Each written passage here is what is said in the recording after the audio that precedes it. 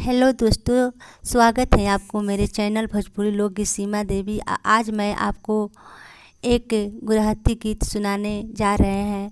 अगर आपको पसंद आए तो लाइक शेयर करें, कमेंट करें और चैनल को सब्सक्राइब करें और बेल आइकन ज़रूर दबाएं।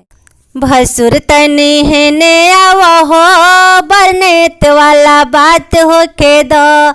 भसुर तनी है ने आवा हो, बरनेत वाला बात हो के दो।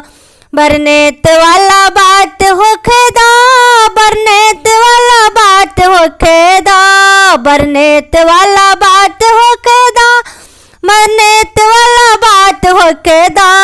भसुर तनी है ने आवा हो, बरनेत वाला बात हो के दो।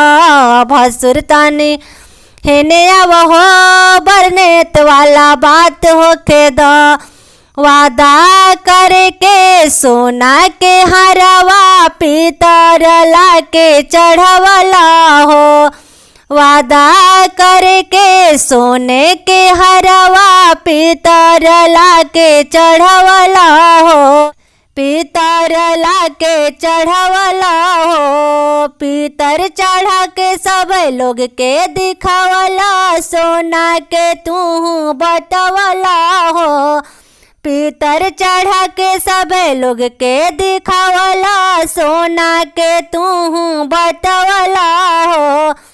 भसुर तनी है ने आवा हो, बरनेत वाला बात हो के दो।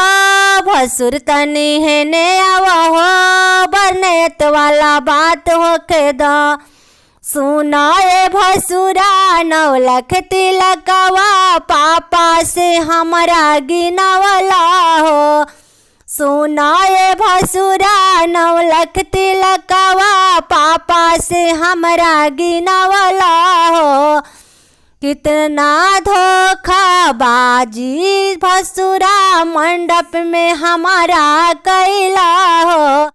कितना धोखाबाजी तू मंडप में हमारा कैला हो। भसुर तनी है ने आवा हो, बरनेत वाला बात हो के दो। भसुर तनी है ने आवा हो, बरनेत वाला बात हो के दो।